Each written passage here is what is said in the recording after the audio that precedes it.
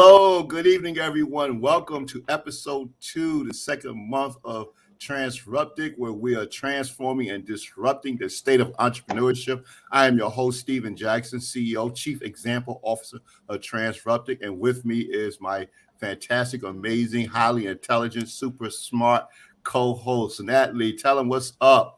Hello, good people. I'm Natalie Price of Priceless Consulting, and I am a business and career strategist, and I'm happy to be here with you on this second episode, and we are going to drop some gems tonight. Let's get to work. Okay, so tonight we promised that we was going to talk about financing, business finance. So, there's this thing, you get this idea to start a business, and one of the first things we think about is where is the money for us to get started. So what went through your mind, Natalie, when you were starting your first company? What was some of the first thoughts you had? I'm a realistic person. So when I first started my business, I knew there was not access to money for small business owners, right? I knew that I had to either look at sweat equity to be able to develop something, or I knew that my money was going to be how I build and maximize relationships. So that's what I did really well to be able to start my business, right? I started my business by working with my local city out of their small minority business office. And I just went there every day. And they had like a little workstation for business owners to do your work. And you could do free printing. You could use all their computers. So I just used the resources that were provided for me at that location, and you start meeting people, you start understanding processes, and you start picking up skills. But I really understood that traditional banks wouldn't fund my business. It was very much a service-based concept.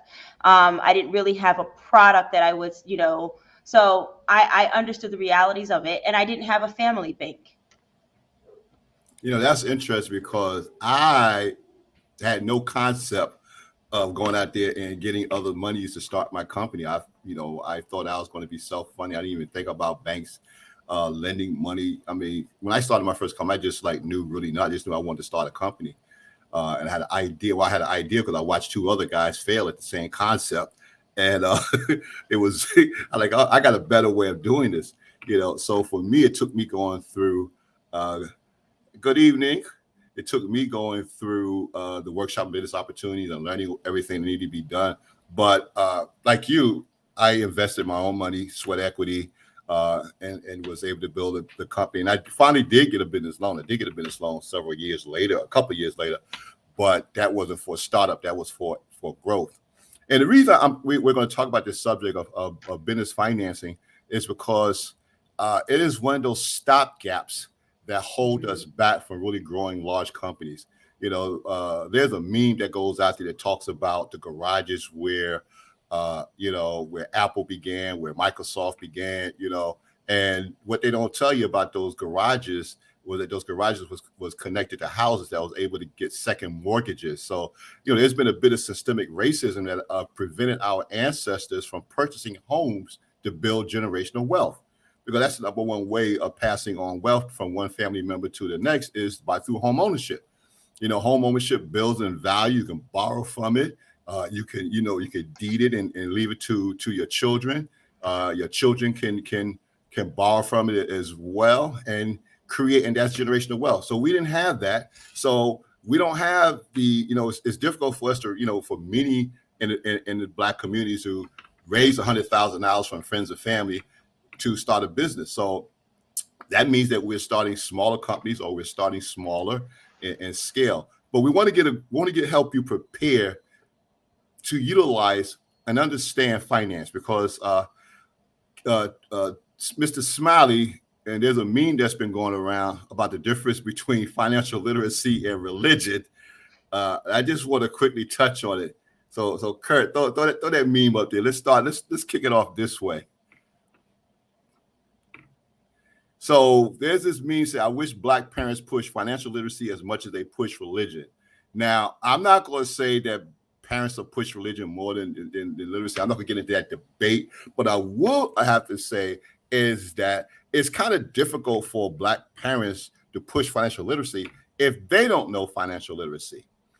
So we know there's been a certain amount of lack of education in financial literacy. I just had a conversation just not even an hour ago with someone from my age group who remembered when we was in school, the local banks allow kids to create bank accounts. To begin, you began learning about financial literacy when you was in elementary school. You learned about how to write a check. You learned about savings. You had your little savings program, and all those things went away. And we had a conversation as to why those things happen. And I had to say, the more ignorant people are, the easier it is to get things over on them. Yep. So one of the things that I have noticed, and I have a daughter who's seriously into financial literacy. She does credit repair. She's a vice president at Transruptic. She's going to be responsible for the financial literacy of our entrepreneurs in training. And one of the things that we noticed is that since the pandemic, there's been a serious increase in credit cards. And these credit cards are being targeted to individuals with the 500 and 600 credit scores, because they have figured out that they could give you an additional, and they're not even for much money. You get a credit card for from $300 to $700. You're going to max that out almost immediately. And now the credit card company is making more money on you because you got a max credit card. You're paying a higher interest rate, and now you're just paying the bare minimum. So you're going to be paying for a longer period of time. So this is what happens when you don't understand financial literacy. You become a victim. Okay, you become a victim of these financial institutions. So, what's the first thing you do, Natalie, when it comes to financial literacy? What do you want to know first? I am not going to act like I am the greatest financial responsible person. It has been a skill that I have to master, and I have to continue to work on that. One thing that I have to do daily, and I have it in my to-do thing, is make it a habit to check my bank account daily, all 4 business accounts, because I have multiple businesses, right? So checking my accounts are really, really important. It's a part of how I stay on top of what's happening. It puts me in the habit of being a responsible business owner. What are my transactions? What's going through? And making sure I am paying attention to that. And I also manage other accounts that are partnership accounts with my business partners. So that alone has made me more financially responsible, because my business partners have taught me a lot of how to be more financially responsible. So that's been helpful. And I am a very open book. So if I don't know, and I will ask. Okay, thank you. So for me, the first thing I did learn in order to obtain financial literacy and fiscalness was to learn how to budget. Okay, because my personality is, I see it, I like it, I buy it. and I'll buy more than one of it. Okay, so I had to understand my relationship with money, and in order to understand it caused me to budget. And then not only that, and budgeting doesn't mean that I have this draconian stick to it, don't waver outside the line budget, but at least it lets me know where my money is going, how I'm utilizing money, and helps me understand some of the areas in which I'm frivolously spending money that shouldn't be spending money on. And now there's apps that help me do that. That helps me do the same thing. Just like so I moved, and when I moved, there was no more Blank Gym near me. The Blank Gym's like an hour away, but I kept the membership for almost a full year, coming off my credit card every month, $27. Not paying any mind until one day I'm looking at, wait a minute, why am I paying for a gym membership that I'm nowhere near and not using anymore? So these are some of the things that you start to budget and start to track where your money is going. You start to see these things and like, wait a minute, why am I paying for that? So I'm quite certain we can all find things that we're paying for. Credit card makes it convenient to pay. It is a known fact that people spend more money on credit cards than they do when they have cash. Okay, so when you're utilizing cash, you will spend and spend and spend. But when but then you get to that point, you're like, oh, I ain't got no more cash, so I'm not spending. But credit cards, maybe you just go. I mean, you max that bad boy out, until you can't do it. And then on top of that, your credit score gets affected by how much credit you use. Yep. So on each card. Yes. On each card. So it's 30% on each card. So if that card is a $700 credit limit, it is 30. You got to keep it under 30% of that one card. It's not the total code. It's each card has its own rating. Does it sound like I just learned that? Yes, I did just learn that. That's why I'm saying it so passionately. You're right, 100% correct. Because you can look at your credit card statement, you go online, you look at your credit card, and someone will show you what your credit score is, but they also show what your credit score in relation to that one card. They'll tell you using 60% of this card, using 30% of this card, may want to bring it down. So for me with my credit cards, they go up and down because there's some months, like when I go on vacation, I'm spending lavishly on my credit cards. I'm not thinking about it. And then when I come back, then I'll just pay it down. That's how pretty much how I operate. But you have to, like I said, a good credit score means that you're keeping your utilization under 30%. That means that what are you buying? How can we deprogram ourselves from the price that? That's a good question. I actually was thinking about that, and I wanted to talk about that Travis Smiley post, right? I think it's really, for me, I think my relationship with money changed when I thought about, because I'm a spiritual person. I went to church. My parents put God in my life. That was something that was really important. But I had to start making sure that I felt like God wanted an abundant me, right? And an abundant Natalie can pay her bills, can live in a abundantly, like not a lackful way of living. And then I started reading more books. Like I would read a lot of Marianne Williamson, like the Divine Laws of Compensation. But I really had to read and start doing some deep work about how my relationship with money and God was, and realize that God does not want me to be lackful. He wants me to be abundant. And I had to change that mindset for me to be able to change my relationship with money. So when I'm looking at my bank account each day, I'm telling my money, I love you, and I love you so much that I want to make sure that you're going to the right space, because I believe I'm talking to the universe, right? I have to change the energy instead of not saying anything and being like, oh my God, I'm so scared. I'm so scared. I'm so scared, right? That's the energy that I was giving, and that's one of lack. I really had to change that. And that's even, I continually have to work on that. So scared money makes no money. So let's understand, money is a tool. Okay. It is a tool for us to do things with, get the things that we want. And we need to think about using it as such. The thing is that some people think that money and the things that money buys makes them happy. This is the consumption of consistent material things, consumerism. And you cannot be a consumer and be an entrepreneur at the same time. Okay. If you're going to be an entrepreneur, you have got to think about money as an investment. It is no longer, I like I said, when I'm running a business, I'm no longer just out there just frivolously buying stuff, because I need a return on that investment, and a return on investment means that if I buy something for $10, I need to make at least $10.50 back on it. Okay, that means I'm getting a positive return on that investment. So one of the first things, if you want to become an entrepreneur, is you need to consistently think about not being a consumer where you buying material stuff that's going to make you fake happy. I'm going to say fake happy because no real material stuff is going to make you really complete happiness. Happiness comes, you develop your own happiness. Okay, what advice do you give the children have to repair their credit because their parents put bills? Come on now. So that's the hood thing that has been happening for a while. Yes, it has. Parents, they are jacked up their credit. They got the child, they put the cable bill in the child's name, and they still don't pay that bill. The child becomes an adult and already realize the child got like a 400 credit score because they got all this stuff that has to be added. So there's two ways to go about that. There's a nice way of doing this where you can work with your parent to pay off that stuff, because at the end of the day, everybody wants their money. They want to get paid. The second thing you could do, the not so nice thing, depends upon your relationship with your parents, is you can make it a legal issue.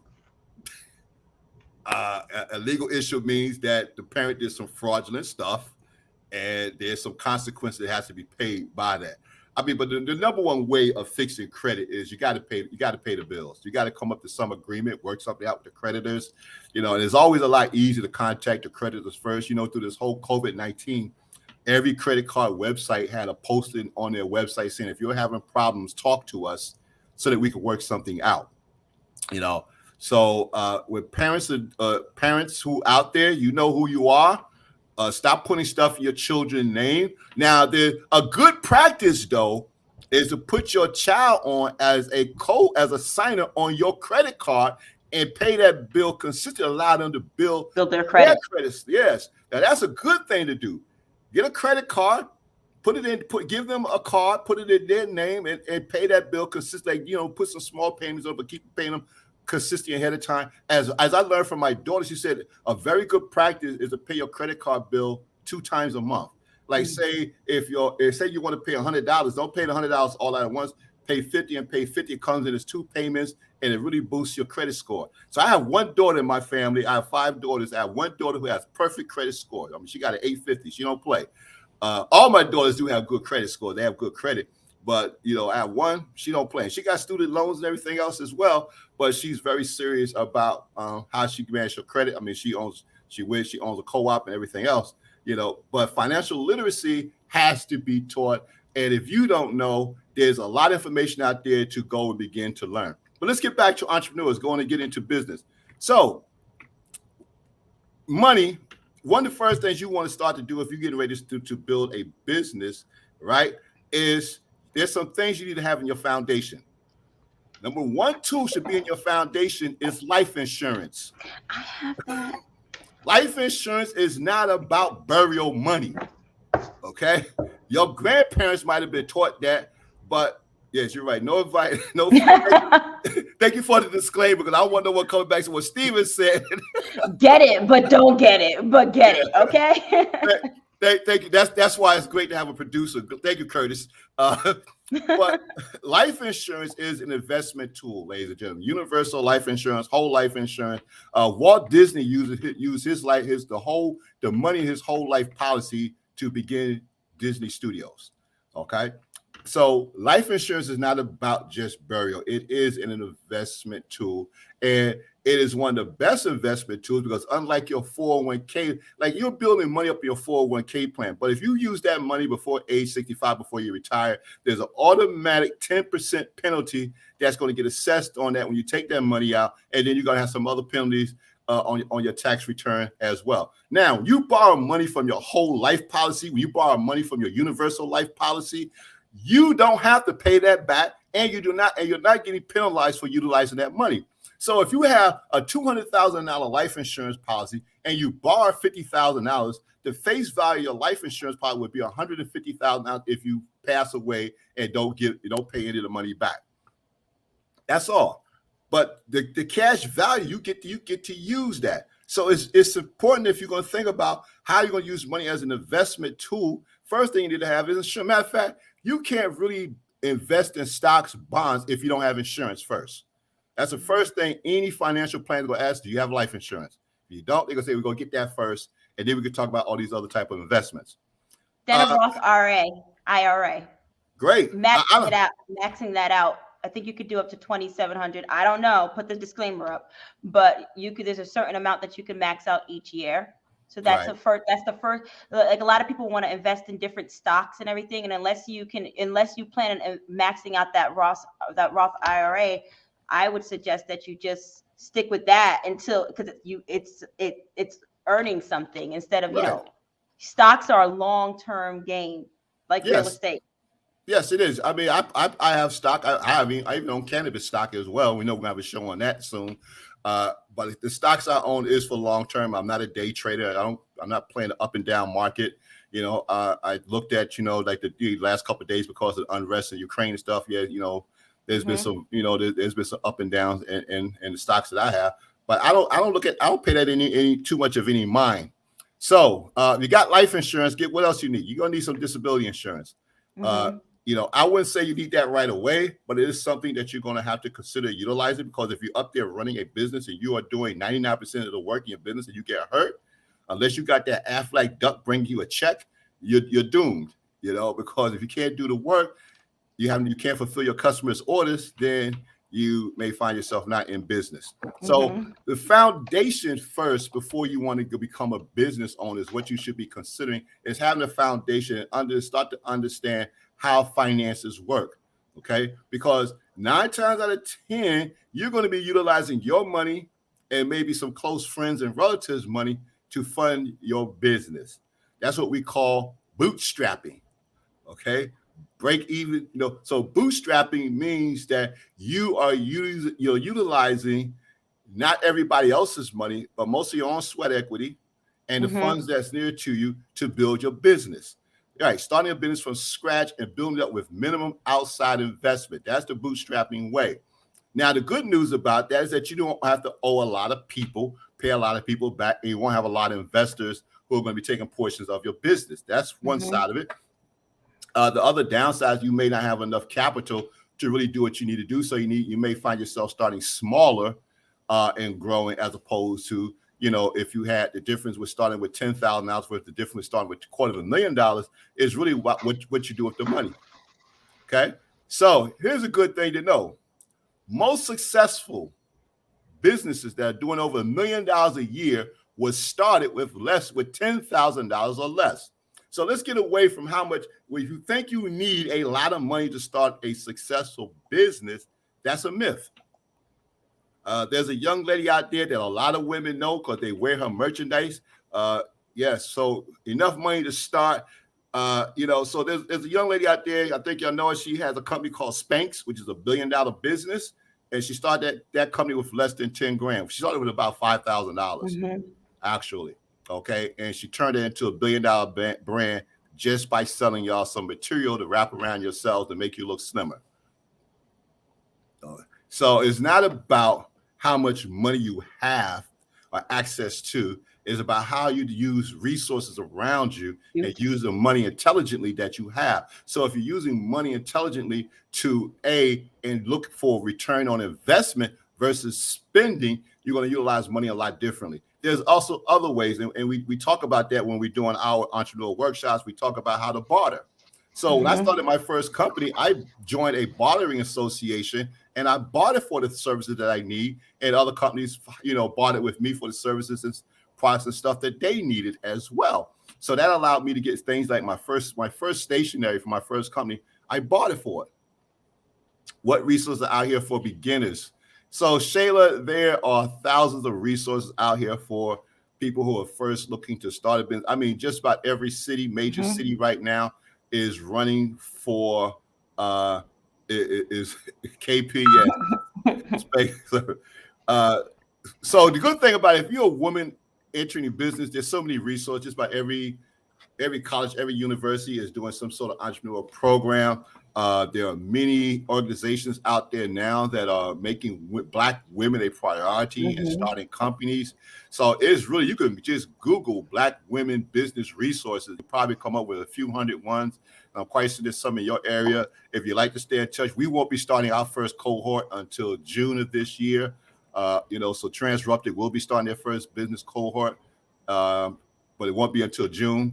If you can't wait that long, you want resources, ahead of time, just start to Google, go look into your local small business department, service associations, but there's a lot of information out there to help you become a business owner. The goal is understanding is what to utilize, adapting the mental toughness that's going to be needed. And really what's really important, even before you get to even talk about money, is to know who is your client. What problem are you solving, and how much are people going to be willing to pay for it? So I just recently coached a client a couple of days ago, and she started her company in October. She has made no sales, but she's out there doing a lot of marketing stuff, putting flyers in doctors' offices and stuff like that. But when I talked to her, she doesn't have not a concrete idea of who her customer is. She doesn't even have, to me, she didn't have a real concrete idea of the problem that she's solving and why would someone pay for it. So if the people don't see this as a problem, they're not going to pay for it. They're not going to give you any money. People want to solve problems. That's what they're giving them money to. You go to it, you pay a gym because you want to solve the problem of getting healthy. You want to get in shape. You want to, that's what that's the problem of gym solves. So everything that we purchase, we're purchasing because it enhances our lifestyle or is solving a problem. If you don't identify the people who are most likely going to be affected by that problem, who will be willing to pay for it, then you don't have a business. Okay. So go ahead, Natalie. And that's the first that's the first step that you have to take. Also, it's understanding of what you really need. I think that right out the beginning, sometimes we put money in so many different things. Mm-hmm. I have a storefront, and I've seen people have a storefront and they go for this big signage, right? And I didn't pick out signage for my storefront. I got my windows, I just got a frost put on my windows, and I used the local student organization that they have volunteers that do it, and you pay them like $25 for it, right? So it's using the resources around you, and it's not always thinking that big money makes you valid. That's the Right. biggest problem that I think I see. Oh, I need to get my logo, my website, my this, my that, my this, right? And in the book of business, the brand is the visual of the brand is the last part, Mm-hmm. right? That's the last chapter. We got to know who you're selling to even choose the color to see if it's going to even match that sentiment, right? So Right. I think that we put the brand because it's easy. It makes you feel good. I got a logo, I got a website, right? It makes it easy. That's I have a website, I have a logo. It doesn't get me business.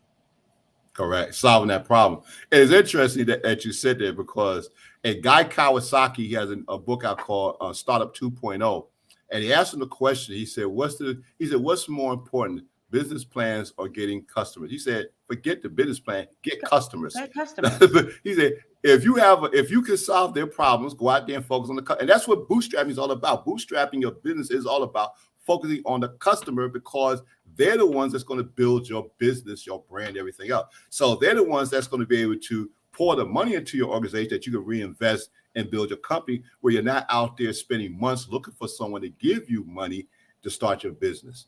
Okay. Mm-hmm. So, we're going to get into the next part of it. So what we want to do is let you understand that number one, start to understand how finances work. Pull your credit report. Mm-hmm. Report any errors on your credit report. If you have creditors that you have not paid, contact them. Set up a way to give them a few dollars, give them something. Everybody wants to get paid, and those things are what begin to reflect to help you Yes. build your credit score. If your parents owe you some money because they put stuff in your name, go get that money. And pay that bill, pay those bills. Your credit, your personal credit is going to be responsible for your business credit. As a new business owner, you do not get really good, strong business credit rates because it's going to be based on your personal credit. So you want to understand how your finances work. Stop thinking as a consumer. Every time you go out, you don't need a new outfit. Okay. Yeah, if you're buying outfits, there should be a return on investment of you purchasing that outfit. This outfit is going to get me into certain rooms where I could network and build my company.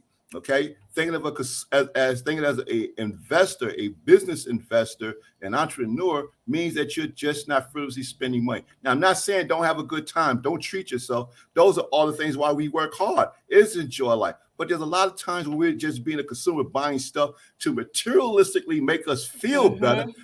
Doesn't work because happiness does not come from the amount of material stuff that you have.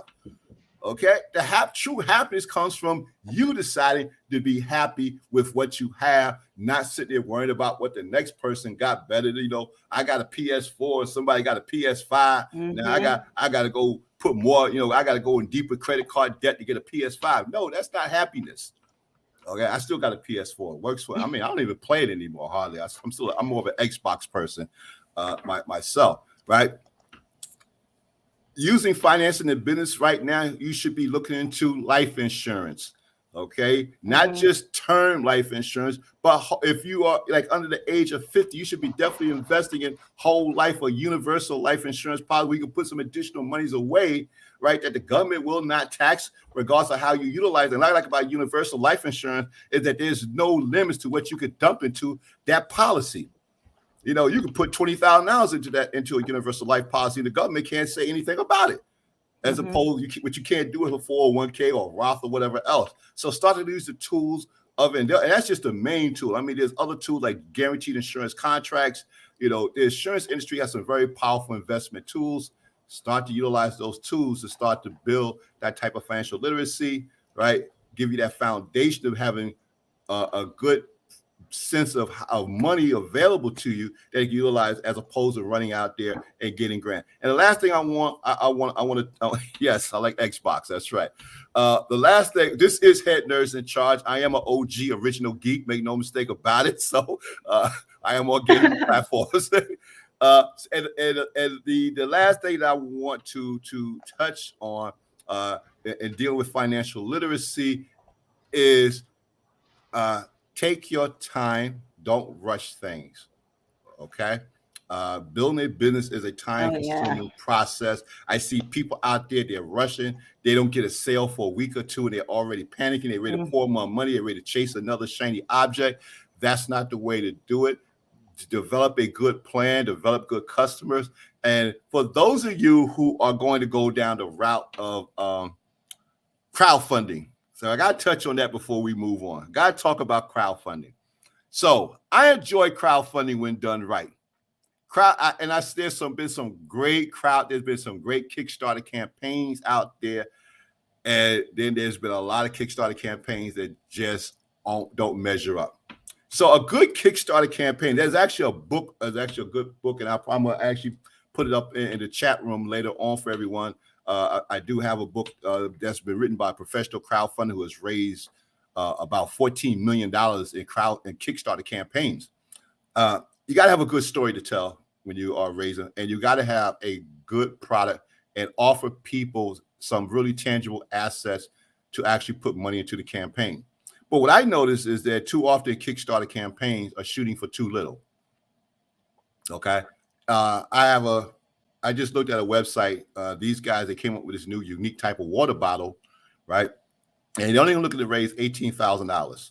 And I'm sitting there looking at this like, you can't really even go into production to produce this water bottle to mass market with just raising $18,000. So if you're going to go into a Kickstarter campaign, once again, do a budget, do a real business budget, and see what it takes for you to get your product to market, and ask for that amount. It's not going to help you just to ask for a piece of amount and then you still need more money. All you're doing is really stressing yourself out even worse. And it's the research that will support your answer. I think sometimes because we don't, $100,000 is not a lot of money, but it's a lot of money if you don't understand how that $100,000 could be utilized or is going to be utilized. So a part of the research is to dissect how is this $100,000 is going to be utilized. You might realize that your project, just the infrastructure to build it out, if it's let's say it's a kitchen, that $35,000 to $45,000 is going to be the cost to build that out, right? Yes. And that's from $100,000. That doesn't leave you with enough money to even get your permitting. And we don't know what electric problem that you're going to run into. You have to always think about that, right? So unless you break down those numbers and do your pro formas, right, which everything you can see what things are going to yield, what the value, what is it going to look like in 2 to 3 years. Unless you do that, you're never going to be able to ask for the right amount of money or be clear on how to use it. Correct. So I hope these things helped you a little mind small ideas. Yes, we want to challenge you all to think bigger because, really success. Essentially, I just had this conversation earlier in my mastermind group. There are two ways you can always view things. You can always view it from the problem, right? You can view it from the negative, or you can also view it from the benefits and the positive side of it. You have a choice. And the way you decide to choose to see the world, that's what you're going to get delivered to you. So there is no harm in dreaming big and going after bigger things than it is. And really what this is about is getting outside of your comfort zone, because as long as you stay in your comfort zone, you're going to get the same things all the time that you've always gotten. You learn nothing new in your comfort zone. New knowledge, new experiences all come from when you step outside that comfort zone and do something newly, something exciting and different. And if you want to get out there and just keep taking baby steps to build your business, that may work if, in the first year or so. But to really grow a company, to really get to that point where you can hire people, you're not doing 99% of all the work in your business, you got to take some risks. Okay. You got to step out there and really believe in yourself and jump out there. Okay. So Now we're going to let's talk about some new types of, well, not necessarily new types of businesses, you know, but we also want to get into, we're not going to want to, but we are going to get into NFTs, cryptocurrencies, right? And we have two guests. We have a couple of guests on tonight who are going to talk to that a lot better than I am going to talk about it. So let's get our guest on. And okay, so we have one guest ready to go already. How we doing today? We're doing good. Thank you for joining us, Jay. He's a managing member of First Gen Property Management. They manage physical and digital assets. Jay, tell us, what is that like? Yeah, that's going into a new space. So you're kind of taking on your challenges. Just being an entrepreneur, you're dealing with your challenges as you do them. There's not very much of a blueprint out there on how you utilize NFTs as far as business. When we think of NFTs, So let's stop a minute. Let's explain Yes, to the audience what NFTs are. Let's get that breakdown. Let's take it from there. So an NFT is a non-fungible token. So we got to break that down too. There's two things we have to understand there. We have to understand what fungibility is and what non-fungibility is. So when we talk about fungibility, that's something that can be traded one for one for another item of the same description or class. Perfect example is like $1 NFT scam. Oh, I'm gonna address that. Whoever said NFT equals scam, I'm gonna address that because I'm gonna show you why you're in the wrong place. So your dollar is a perfect example of a fungible asset. No matter where you grab, no matter where you find $1, pick up $1, you pass that dollar on, it's still worth $1. So, when you talk about non-fungibility, these are things that have personal identity traits. You can't just transfer them one for one because they have a character trait. They have a rarity level. These are things that give it its value outside of a non-fungible asset. So when you talk about a non-fungible token, you're talking about something that's given an identity and an ownership to the person that owns it that's rare. It can't be duplicated. And these are things that, when used correctly, it's already revolutionizing the way we do business. Your biggest blue chip companies in the world are already moving to NFTs. In their business, they're not only in their business portfolio. And the thing this is something I got to say. A lot of people, when they look at NFTs, they look at it from the art perspective. Like, this is a beautiful picture. I'm going to turn it into an NFT, and hopefully I can sell it and make $1 million for this NFT. But see, I always look at things from the business perspective. NFTs are things that are locked on the blockchain. For those that don't understand what the blockchain is, just real quickly, it's just like a digital ledger, a digital open source ledger where everything's transparent, that tracks the mint date, the price, the buy, sell, the exchange of that particular token. So, and now you can attach this token to physical assets. So when you start talking about things like, I heard you, Mr. Jackson, talking about trademarks and things like that. These are things, trademarks are becoming NFTs now.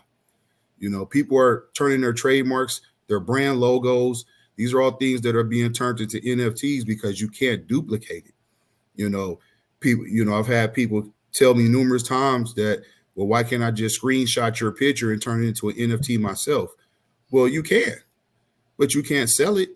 You won't be able to get the same value that I have for it because I have the original mint number that we can go to the blockchain and check when it was minted. So if you try to take a screenshot of my picture and try to sell it let's just say you mint it on a different blockchain. I'm still going to have the date when I minted mine, and it's going to be before your date. So this is a thing that is irrefutable when it comes to ownership. And if you think about it like that, this is a technology that's going to give you ownership of a particular physical, tangible or non-tangible object. That's revolutionary. You start thinking about the mini use case. There's not I'll read in your chat while you was talking, Mr. Jackson. I'm sitting there watching people talk about barbershops. They want to start a barbershop. Mhm. Somebody said they want to start this, and those that have been in investments, we understand, excuse me, IPOs and how to get that initial offering, through the institutional ways. But with NFTs, you can create your own offering. You can build your own funds for your business, and then there's things that go inside of an NFT where we call utilities. Okay, you hear me? Am I good? Can y'all still hear me? Okay, cool. There's things inside of these NFTs that are called like utilities, like the gentleman that said he wanted to start a barbershop. Brother, you can create you an NFT of just some clippers. It doesn't have to be an extravagant picture. It's whatever picture that represents you. We turn it into an NFT, and then that particular NFT might get you X amount of dollars off a haircut. Think of NFTs as like your own personal, uncopyable coupon. This is your coupon that can't nobody else steal from you, can't nobody else copy from you. So when you start thinking about it from business and not just the art form, the art piece of it, then you'll start to see all the many case uses that we can do with NFTs. Yes, I recently read where Adidas got Yeah. big into the NFT universe. Absolutely. With a series of tokens that actually made it. They put it out there where people could win certain tokens as well. So here's my question: what does it mean for small entrepreneurs who want to get into this space? What do they need to do? What do they need to know really before they even attempt this space?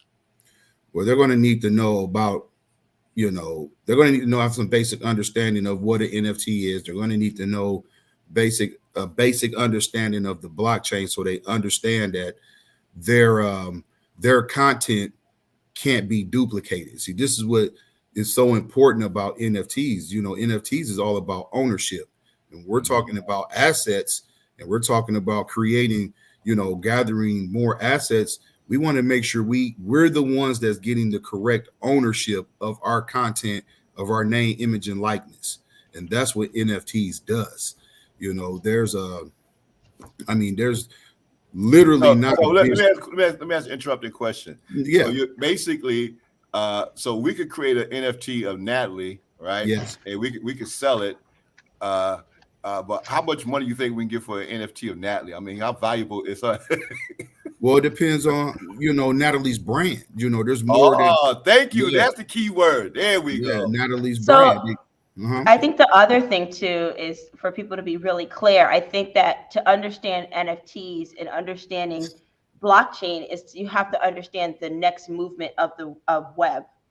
Web 3. So Web 3.0, right? Mm-hmm. So Web 1.0 was just to read.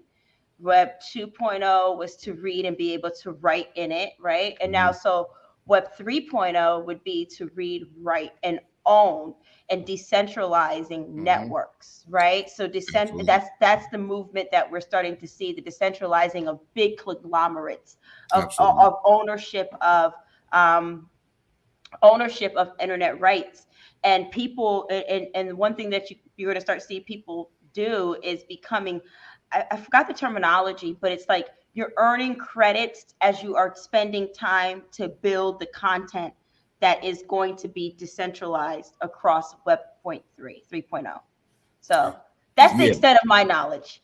No, and you was right on. You was right on. Just to take it a little further, I look at everything as data when we're talking about the internet. So Web 1 was just the collection of data. You was able to collect data.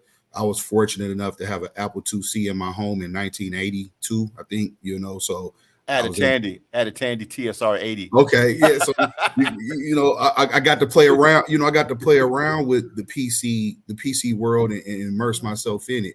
And then Web 2 allowed us to share it. To share that data with other people. And now Web 3.0 that's taking it to another level. It's taking all that stuff and now it's putting it inside of an immersive environment where now you can actually physically be inside of the whatever it is you're marketing. So it's a whole nother world that I tell people it really doesn't matter if you believe in it or not, if you think it's a scam or not.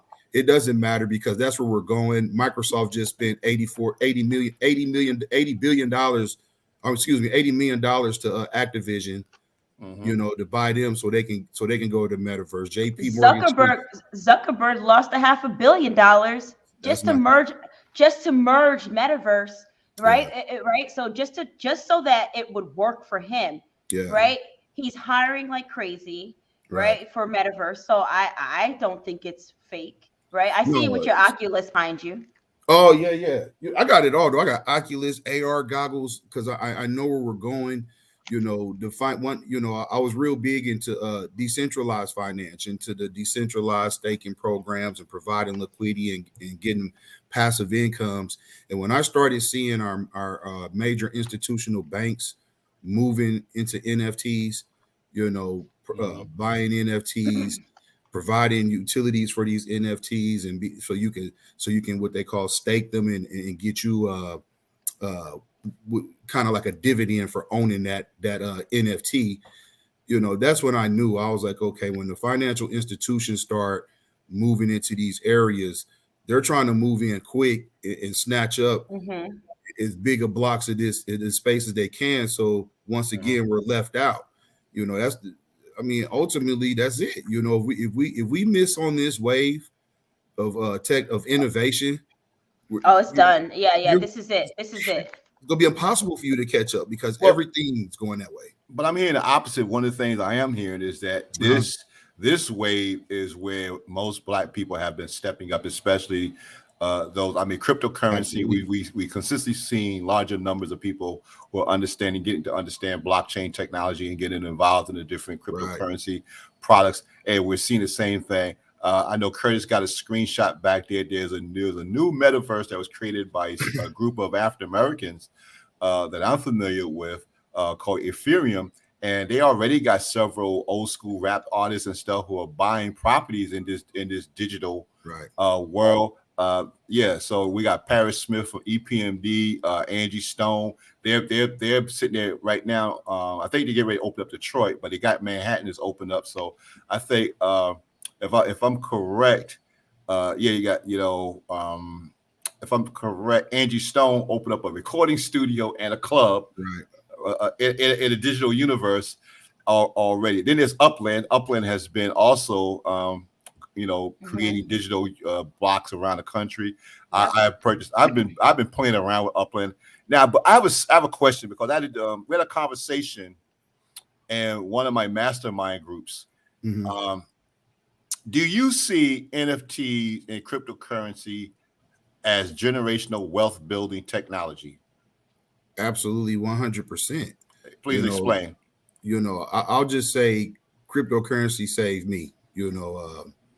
Cryptocurrency would allow me to be able to what we call fire my job. I tell people you got to take things from a practical approach and take the numbers down. What are you getting at your bank right now? I don't care what bank anybody banks at. 0.2%. I mean, if you're exactly. 0.02%. I was just to say you're doing pretty good. I've been a part of mutual funds. I've even paid to be a part of a hedge fund, and I've never gotten more than even in my Page hedge fund. We didn't get paid more than 10% a year APY. So, you start, once I got into crypto and I start seeing how much we can make in the decentralized sector, we're getting, 60-70% a month, so, those type of returns make you start thinking about how you were brought up to know about finances. And even with the up and downs of the crypto market, because one thing, it's interesting, every time Bitcoin rise, right? You don't hear much noise, but as soon as it take a $10,000 dip, everybody is saying like everybody's predicting the sky has fallen. Yeah, with any you got first of all, we got to understand. I just posted on my social media that in the U.S. of our population, only 8% of the U.S. population has a crypto wallet. So that means 92% of our population doesn't have any crypto. That's 300 million people, right? That don't just in the U.S. that don't have any type of crypto or crypto wallet. So you're going to get a whole lot of speculation. But I tell people if they're really into economics, then let's look at how the dollar's been performing since it stopped being backed by the gold standard. You start looking at that, it's never going to keep up with the price of inflation in life. Inflation is going to outpace the price of the dollar until the day we all pass away. So if you think that you can take your US dollar and just stick it in the bank now, and that's going to be sufficient, it just doesn't work. Let's say, how does purchasing in the metaverse equivalent to real wealth? Well, the metaverse, when you look at the metaverse is just an extension of your business. It's just an extension of you. The Oculus. So this is what Facebook has. This isn't the metaverse. These are just VR goggles what Facebook does with Meta. That's not the metaverse. Right. When we talk about the metaverse is about ownership. Everything we do is about ownership. You need to own your experience. You need to own your NFT. You need to collect the royalties every time that NFT is sold. Everything comes back to you. Right now you got to understand who set Meta up. That's Zuckerberg and Facebook. He has an ulterior motive for his metaverse.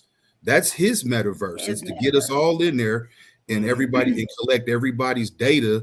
I mean, now they're not only getting all your regular data they were getting before, but now they're getting your emotional data because now they're collecting what you see. Yeah. Yeah. And that's money, because if you believe that he's not selling the data, again, then you're crazy. So, but you have to understand that's his metaverse.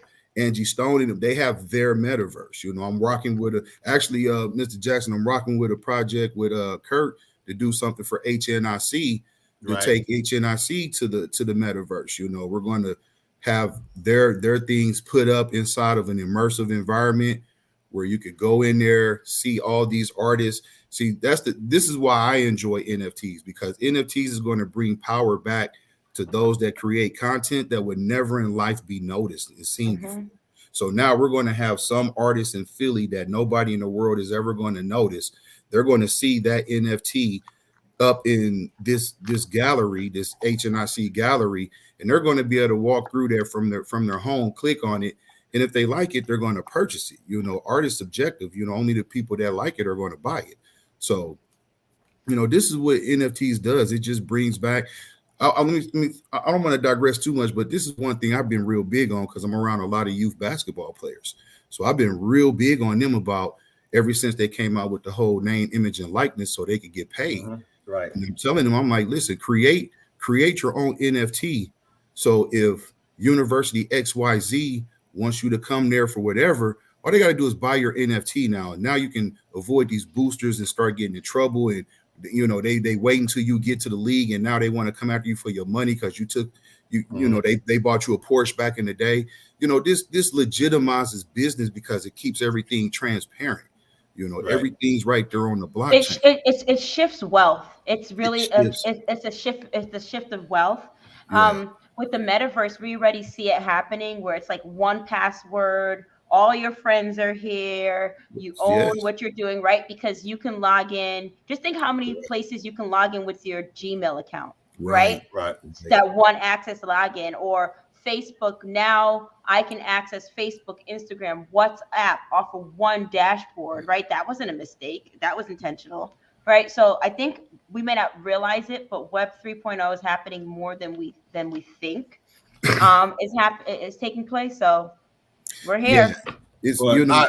I've also invested. I just invested a couple of weeks ago in the Web 3.0 community platform that'll be able to host discussions, create events, sell content as well. So I definitely understand. But I want to get back to the generational wealth of this because, the purpose of where we need to be at. So I'm going to loop back to a report that came out about a year or so ago that predicted that by the year 2030, and we're already in 2022, that blacks in this country will own zero wealth. Right. That's a prediction. Based upon there's been hardly any movement into traditional ways of how we build wealth through home ownership, through business ownership. So now here we are approaching these platforms. How do these platforms help us move that needle in the other direction of building generational wealth? And I have to say this because I know that me following cryptocurrency, and unfortunately Clive Vanell is attending a wake tonight. Someone close to him has passed away, so he's not going to be able to join us. But one thing that we've seen some incidents where people have passed away and no one could get to their crypto wallet. Right. So you can't build generational wealth if no one can get you got to you have to take some some measures. It's kind of like if you had a safety deposit vault that nobody had the keys to, then whatever's in that vault is gone. Right. So same with these wallets. You got to we tell people, don't write your passwords and things down on a notebook paper.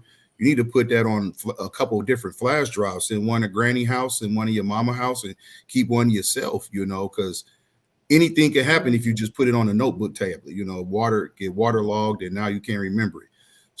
But I personally appreciate that. The more security you put on mine, the better, because when I'm running bag up in my crypto account, I don't want it to be just that easily accessible to anyone. But and to answer your question about the generational wealth, I think this is a big thing because of the transparency and the multiple ways that we're able to make money now through cryptocurrency. Those weren't accessible to us when they made those predictions about our wealth going to zero by 2030. We didn't have these ownership capabilities before as well either. BlackRock just spent $300 million on Bitcoin. We can't spend that type of money.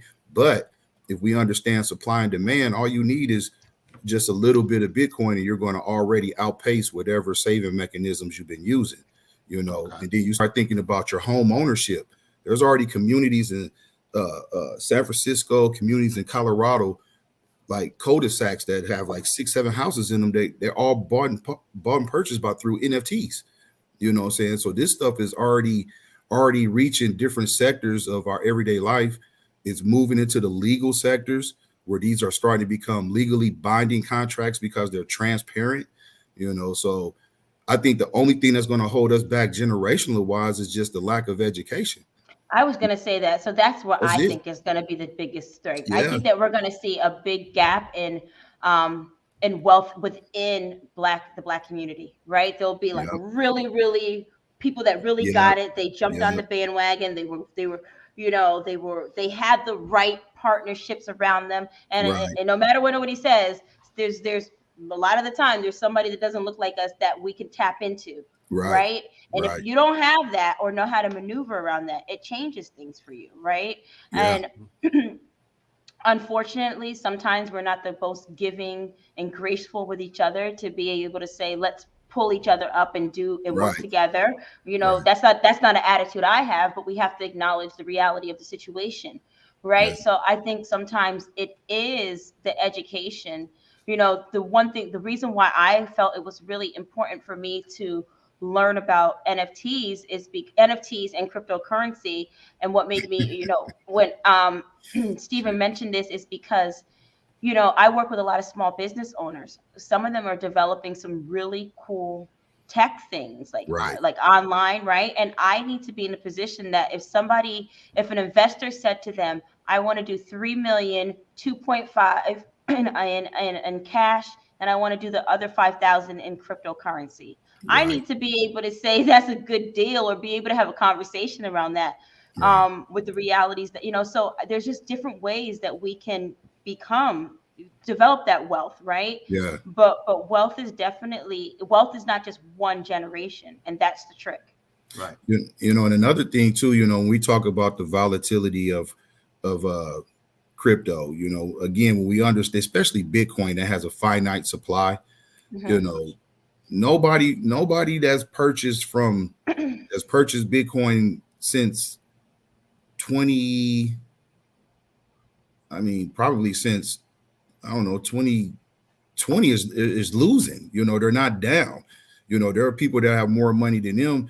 You hear people that they bought Bitcoin with 65,000 and then they rolled back to 40,000. So they're nervous and think it's a scam. But we just say you don't lose money until you sell your crypto. That's when you lose money, is when you sell it. Just like we don't have no problem holding on to, they don't even give us the stock receipts no more when we buy our stocks. Before you used to at least get a stock receipt. You don't even get that anymore. It's that's a digital marking in their books. So we'll hold an Apple stock for 10 years and ride the volatility all the way through, So this is just a new asset class that we get nervous about, and we just gotta make it more comfortable to talk about, to learn from each other about it. We need other people to talk about it, and it has to be people of our community. It gotta be Black people talking to Black people about this stuff, because we do have a tendency to not trust each other. But even the crypto sector is breaking them walls down, because you can use a DAO now that makes business like the most transparent. It's like the most transparent way to run a business now. I mean, that was the biggest thing within our communities when we're running a business, is who's watching the money, who's going to be responsible for the money, and now that's not an issue no more. There's just so much. Yep. So Jay, I want to take this in the direction you talked about, and someone just chimed in about the education. So naturally, people have to learn about these things. So what are you doing to help our communities, or what do you plan? I know you're going to be at Head Nerds in Charge Comic-Con. Yes. I know we're all going to be doing some things there, but beyond that, what else can be done to consistently help people learn about it? And it's important that we get this from trusted sources, because too often, just because it's on the internet doesn't mean that it's correct. In my mastermind group, we had a conversation because someone put a post up there saying that, asking for more Black people to become appraisers, real estate appraisers. And they made the mistake of saying you don't need a college degree. Well, there's someone in my mastermind group who is in that profession, and she quickly said that's not true. So we have to be able, one of the things, if I'm going to point someone to a source, naturally, I'm going to vet that source out and make certain that source is delivering, information that, that people can learn from, and also with some actionable items. Because it's just not enough to learn, but it's even better when you create an atmosphere where people can take the knowledge and begin to implement it, so they can get the experience and learn from that. And that's what happens with Ethereum. So we have a Facebook group. It started off as a Facebook group, right? And we started having these conversations. Next thing I know, the creators of the Facebook group started actually building their virtual world, and keeping everybody aligned with it. Said, okay, we'll launch on this date, but we got pre-sales on this date. So they took a pathway of educating a serious amount of us, to get to understand how this whole process of metaverse, how buying NFTs is going to work, owning digital properties in their metaverse is going to work as well. Right. What's going to be your take on this? Yeah, I've been out here. So I'm in Arizona right now. I've been out here since 2016 doing free seminars in South Phoenix area, where most of our community is at. I don't do as many seminars now, but I try to direct people to either the Bodyhood is one of the groups that have some good beginner crypto information that's affiliated. So Kurt, just get those places in the chat rooms. I'll put them up. Watching. Yes. And then I also, I'm real big inside of the mastermind group with DCG. That's where you're talking about actionable people taking action within the crypto market. These are high net worth people. These aren't, you have beginners in there, but in that mastermind group, these are all high net worth people that are operating at a high level, buying NFTs, making sure everyone understands which NFT projects to get into.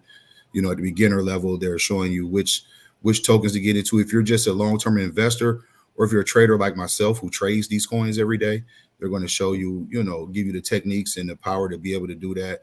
So, those things are, these groups are out there. And I will say none of the groups that I'll mention and that we'll put, none of them are free.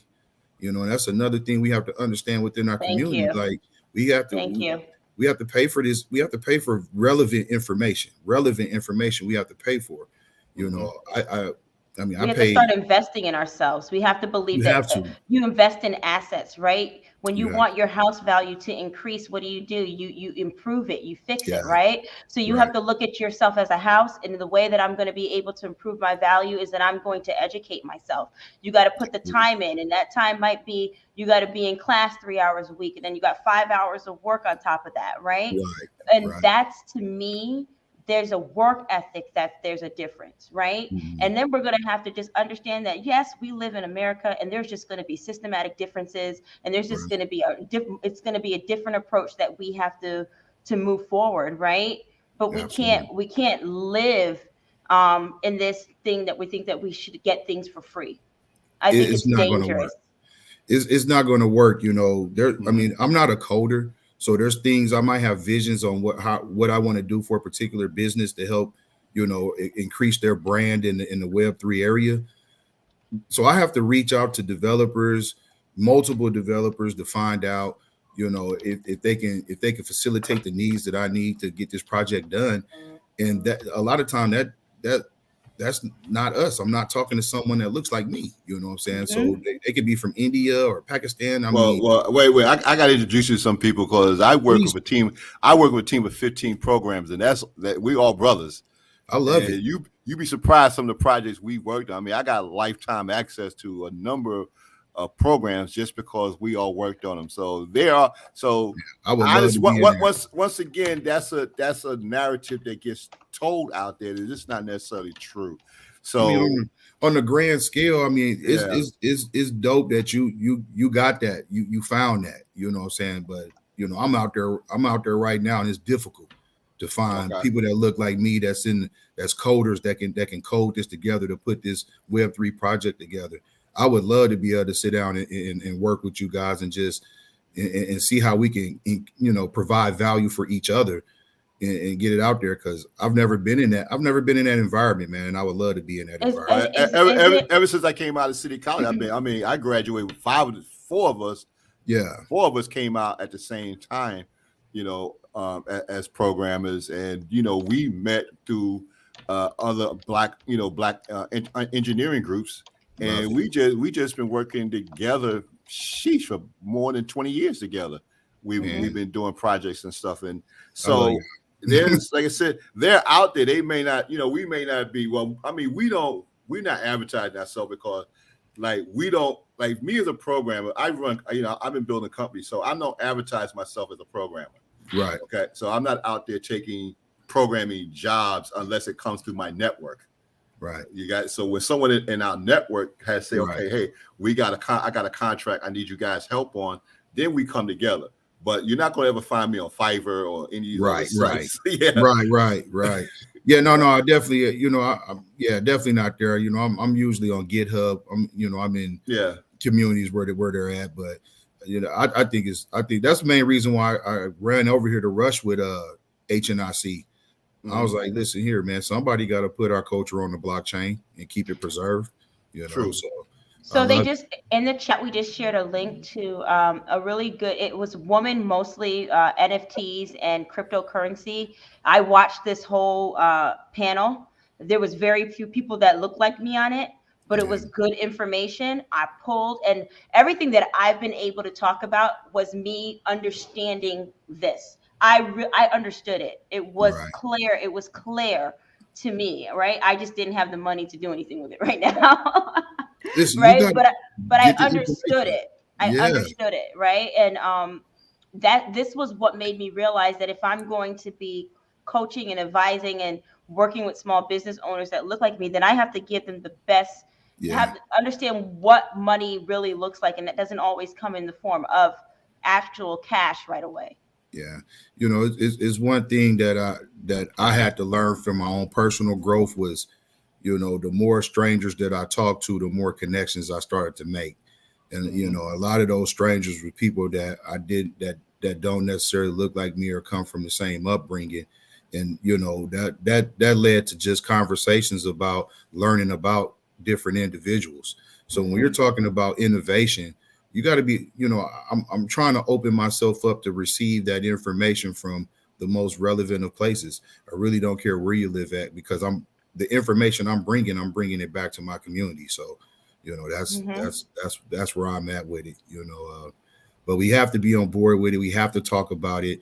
We have to push ourselves outside the envelope and find out all the different ways that NFTs, cryptocurrency, DAOs, DeFi can help our Mhm. businesses. You know what I'm saying? Just so we can stay So, in pace. so Jay, I have a question for you Yes, sir. because naturally, as NFTs and cryptocurrency has been growing in everyday spectrum, there's a lot of people who are Scamming. creating. Well, I'm not going to use the word scamming.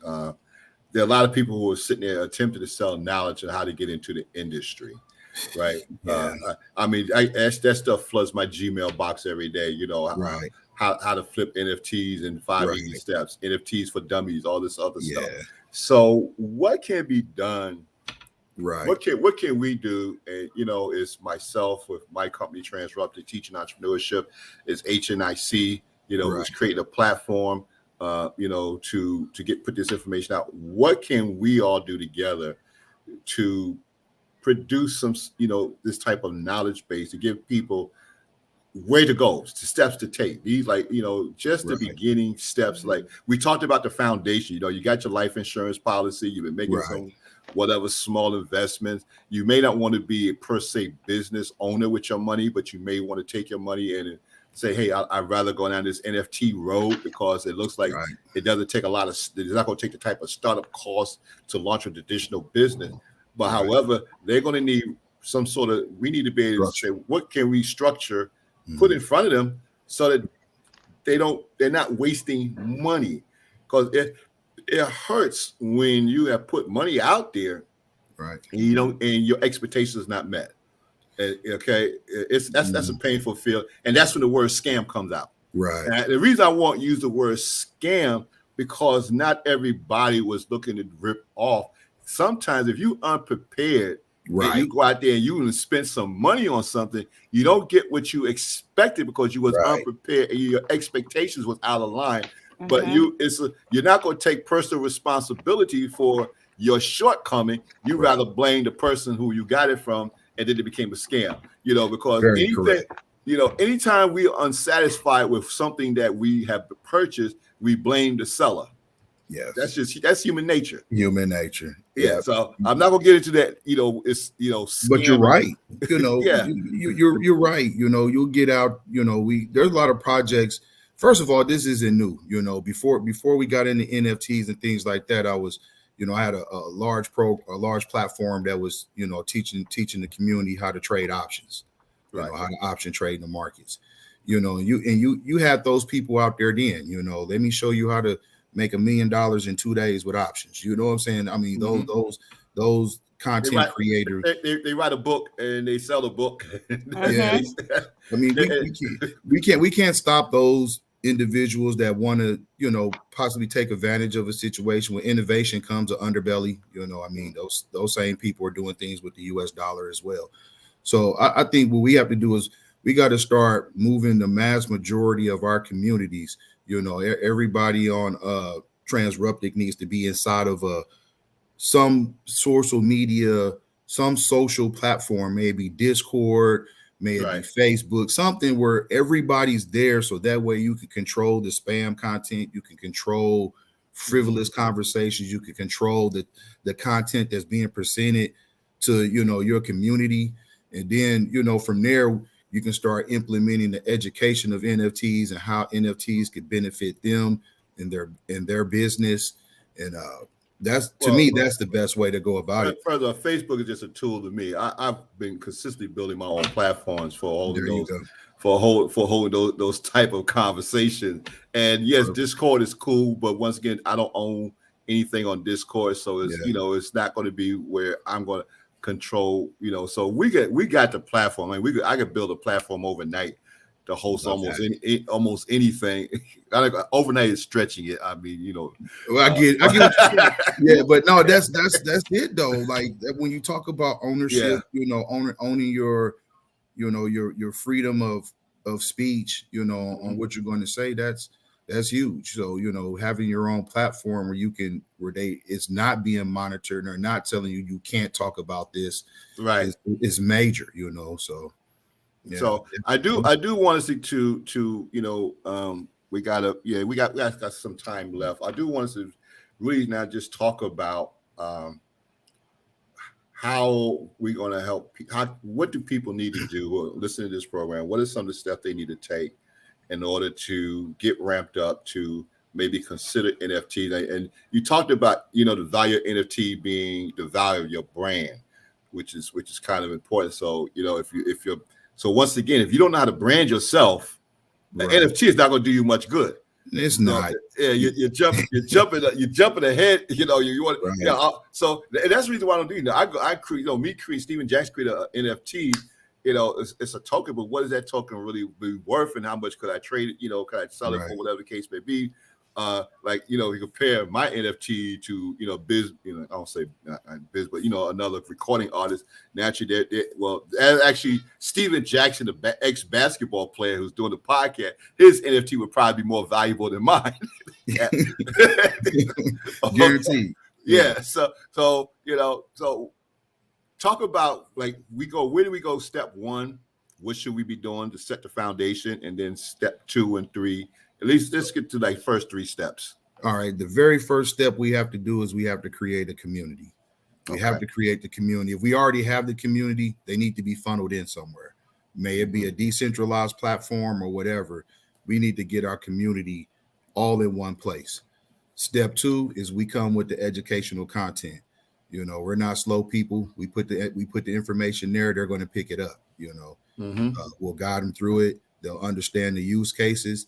And then step 3 is putting together a project that has a utility where everybody from your person that only owns one NFT to the person that owns 1,000, but everybody, utility makes it beneficial for everybody, so, once we get to that portion, we're going to have a lot of input from the community about what they're looking for. Like, what do I get for owning this? That's real big right now with the NFTs. What do I get for owning your NFT?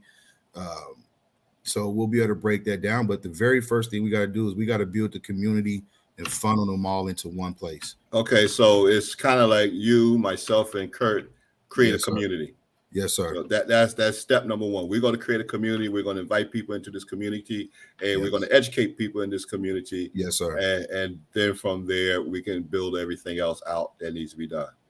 Yeah, because once we have the community, now people that already have pre-existing businesses, we can, it's not about me doing an NFT that I'm trying to push to our community. It's about those that have businesses.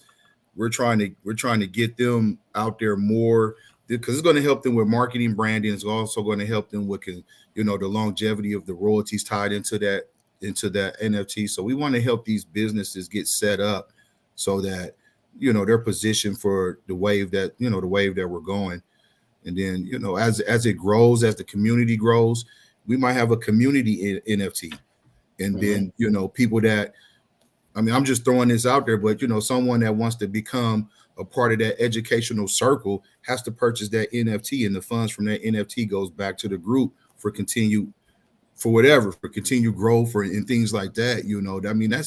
That's the only way we're going to really hit it and really grow this out and really reach the people that we're trying to reach. We're trying to just 92% out. That's the thing, is what we see. We feel like we're behind because we hear we're in these circles. So you hear everybody talking about it, so you feel like you're behind, but the numbers are the numbers. 92% of U.S. population does not even have crypto. So, so we're not really behind, because we're not behind. We're about 12%. We're about 12% of the overall population. So it could take 3% of the African American market to hit critical mass of NFT and crypto ownership. Okay. It's funny because we've always done this in different ways of creating wealth together. And in African cultures, you call it the susu, right? Like you're coming together to share knowledge, money, information, all of that as a community. We've always done it, just in different ways. And So then those 60 communities that started up after slaves were free, they right, they did it the same way, community and reinvestment. right. Mm-hmm. I see in the chat one of my good brothers, Mo Rowe. He's this is a person that's in the chat now that I go to for to go over any type of crypto project before I purchase it. This is a person that does tremendous due diligence. He's going to tell you off the back to do your own due diligence. Don't ask him for nothing. You already did. I saw Oh, that. did he already say it? Yeah. Did he already say it? Yeah, DYODD. Yep. But so there it is. Yeah, he's gonna always. But I respect him for that, and I love him for that. But you got to find out what kind of NFT person you are. Are you a like kind of like with stocks? Are you a long-term investor? Yeah. Are you buying the project to hold long? Are you a flipper? Are you buying this just to turn a profit? And all those strategies. Jay, that's the most important part to me. Yeah, hold on, Kurt. Hey, Kurt, bring up that slide about the different type of stock investments. Because technically, as we look at NFTs, same thing. Basically, the same thing. It's the same. Yeah. It's pretty much the same mindset is there. So basically, there's your blue chip stocks that you hold because those are long term, going to always be in good shape. There's your growth. There's your growth stock. There's stocks that are going to always pay a dividend because that's what they work toward. Right. There's your defensive stock because you use those to guard against, ups and downs in the market. And then there's speculative. Well, actually, this is a little old because we can move Uber and Tesla out of the speculative. So it really depends upon, once again, depends upon your personality and your tolerance. Yes. Okay. So if you're going to get involved in NFT, then you basically take what people are teaching about the stock market. Right. And start to understand what type of investor you want to be. Like for me, I'm not the day trader. I'm a long-term person. I'm not, I'm more blue chip and growth. And that's where most of my stuff is looking at, except for my cannabis. My cannabis is what you call the speculative stocks right now. Right. But I'm hedging that the federal government is going to step in and, because they want money as well. Right. And they're going to do the right thing and make it legal across the 50 states. And then those stocks will no longer be speculative. They're going to move into the growth phase as well. So NFTs is all about how you feel about using money.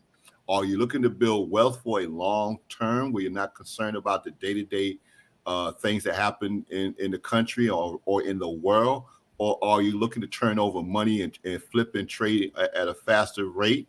So you could build up a war chest.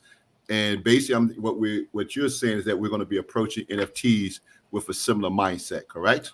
Yes, sir. We have our blue chip NFTs. You got, I guess you would kind of say like your Bored Apes, your crypto kitties, your crypto punks. Those are kind of like your blue chips, your original ones. People that have those. Clone X is another one.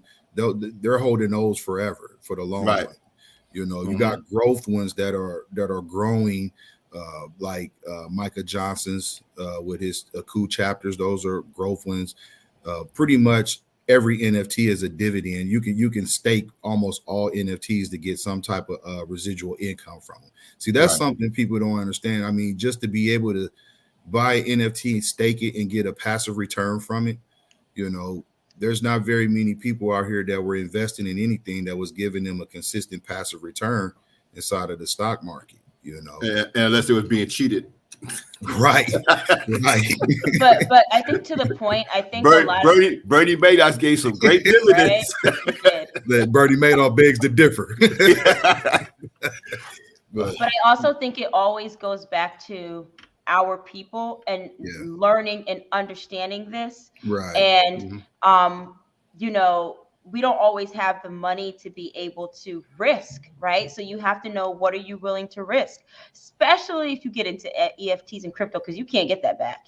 Like once you hit enter, it is gone forever. Poof.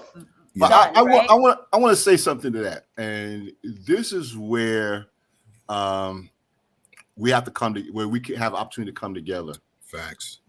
Individually, we may not have enough money. Collectively, we do. Yeah. So I have watched other nationalities, and let's take the hotel industry. There's a nationality of individuals that have cornered the market on these, 2-star hotels, right? Right.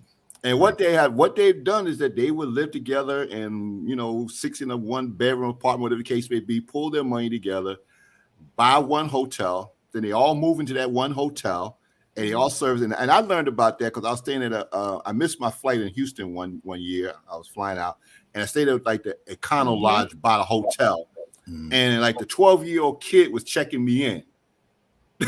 Okay, so the 12-year-old kid is checking me in, right? I can see other family members, doing different things, and I was like, okay, this is a family-run hotel. And interesting thing, when I came downstairs that morning, it was a black manager checking me out, and I started asking him questions. He said, "Well, this is what he said, this is what they do." He said they all living upstairs, right? And when they make enough money, then the next family member goes and buy a kind of lodge or whatever Star Lodge, and they do it together. So if we keep thinking about individual money, we won't have enough, Right? But if we start thinking collective, which is what a SUSU is all about, it's about a collective. It's about collective monies, and of course, like anything else, you got to get into this. What you got to do, due diligence, get into with the right people, and I think that's where we kind of like where things get messed up because we now have a trust factor that we have to also overcome as well. But you could put measures in place to increase the trust factor to make certain that everyone does what they commit to doing, and still make the best of it. So, Mr. Jackson, I want to think more about community dollar versus individual dollar. And let me say this too, because I mean that is a big factor, the trust factor when it comes to doing businesses amongst our community. There's another brother on here, Lance Bradford. I've seen him in the chats. This is another very sharp individual that is a part of a mastermind group with me. That his specialty is creating DAOs, decentralized autonomous organizations. So when we start talking about who gets what money, how this money is split up, and all that stuff's done, autonomously now, and he creates those.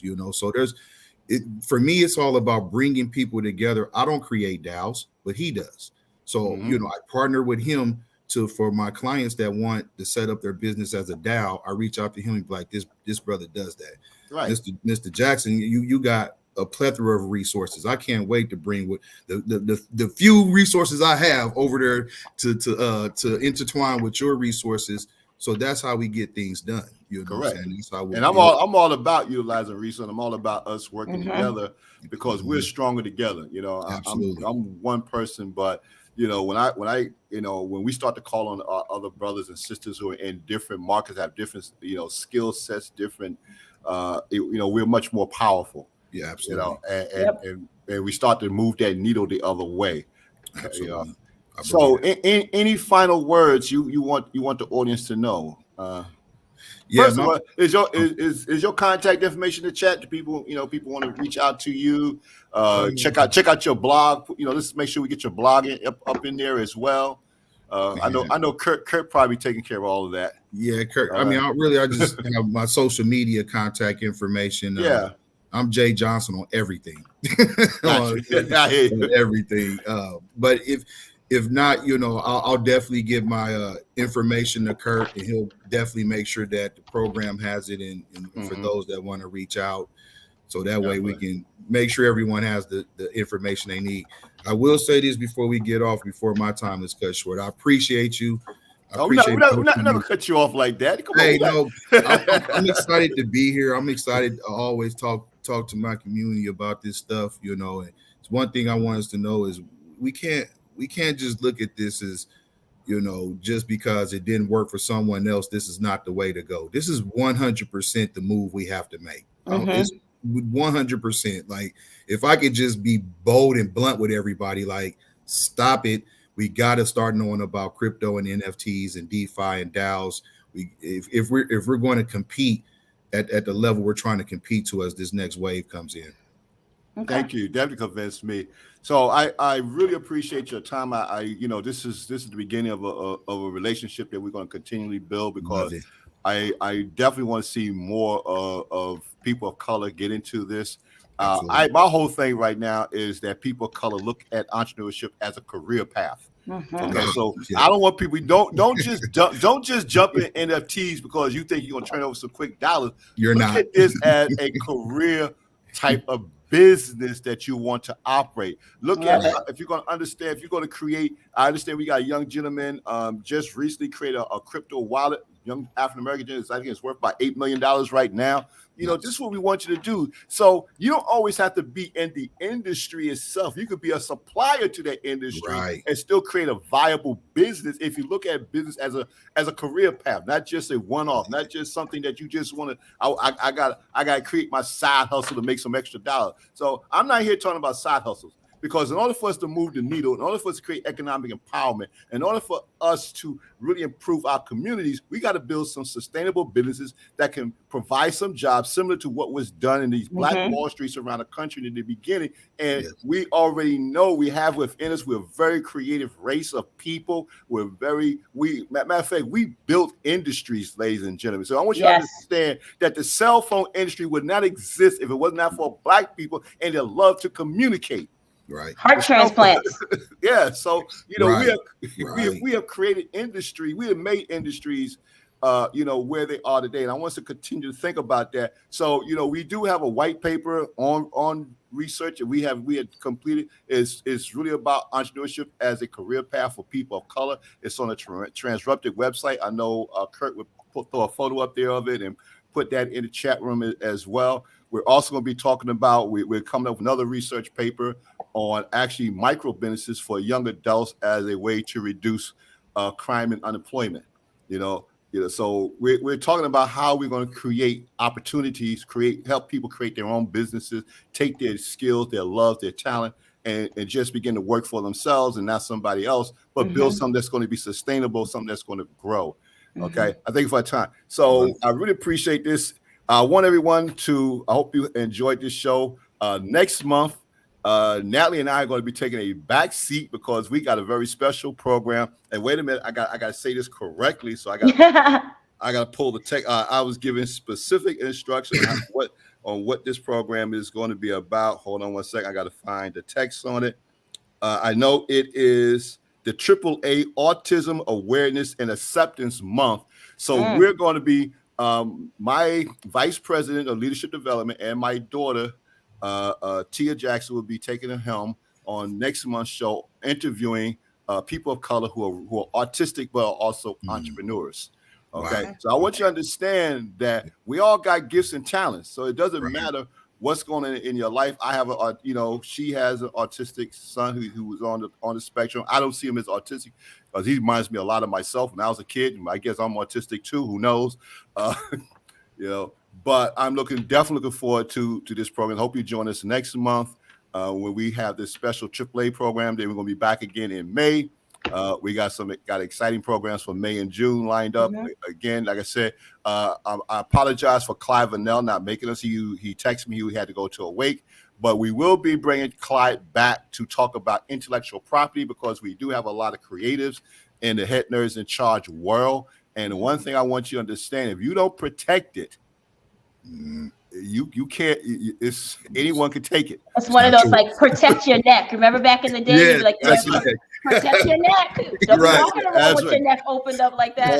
Or as Naughty by Nature said, guard your grill. Exactly. So either one of them are important because I will trademark anything in a heartbeat when I get a term. Matter of fact, I made a promise in my mastermind group not to trademark a term that gentleman came up with. And I told my advice to him, I said, well, you may want to trademark that. And I think everyone in the group said, well, if you don't, Steven will. And I was like, no, I'm not going to trademark that term. But I will trademark because that's the first step of protection. Awesome. Trademark and copyright, ladies. And understand one thing about copyright. Mailing a letter to yourself is not copywriting. That's what we're going to be talking about. So looking forward to having that show very near in the future. Ladies and gentlemen, I hope this was very entertaining and educational to you. Jay, thank you. This is the beginning for us. We got some work to do. You have definitely charged us to continue these conversations, continue bringing this knowledge and creating that community. I already know Curtis Curtis is already master planning behind the scenes. Curtis, and I want to thank our productions, our producers, head nerds in charge, Curtis. Curtis, you know me well. Yes, I do. Curtis has been an awesome producer of this program. His platform has been very, it's just special to give people a voice, to especially people of color, to give them a voice. And I want to say this is very important. And I always say this. There's a old African parable that goes where a young king's son is talking to his father, and he asks his father, he says, "So, Dad, is the lion the king of the jungle?" And the father says, "Yes, the lion is the king of the jungle." And the young son says, "Well, in every book I read, the lion loses." And the king says, because the king said, "That's true. Lions don't write books." So I want you to understand, for those of you who are very creative, you have to tell your story. Yeah. Platforms like HNIC gives us the opportunities and giving you the opportunity to tell your story. Because if you're not telling your story, you leave it to some white people in Hollywood who don't understand you, don't know you to create. And we see what those stories look like. Right. Okay. I mean, we still trying to figure out what's up with Cleopatra's skin. Yes. Okay. So tell your story. Your story is a very powerful story.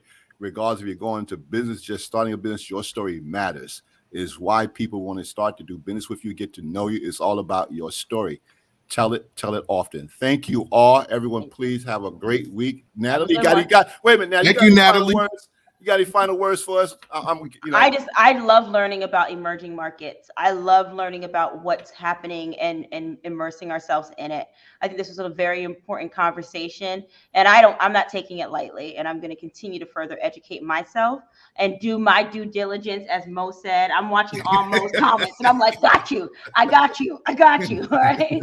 So yes, I'm definitely very interested, and I want to join the Web 3.0 community too. So don't forget about me, you men, as you create your world. Absolutely. No. You need a woman. You need me. This is going to be a co-ed world. I mean, okay. I'm not creating nothing without y'all. I promise you that. we know you guys we know women gonna show up and put work in. I mean, so we already know right now 90% of all businesses with people of color are women. And you know this, Natalie, because in our workshops, we have seen over 90% of Black women sitting in those workshops looking to create business. So how dare we think we're gonna create something and not have you go try it. Okay, so I thank you all for watching tonight. This was also, for those of you missing any parts of it, it will go up, I think, next week or in a few days. You can catch the segments that you missed. We are going to be sharing some information that Jay has put out there, and look forward to hearing more about us creating this our own crypto NFT Web 3.0 metaverse world. Yes. Man, that's a mouthful. Good night, everybody. Good night, everyone.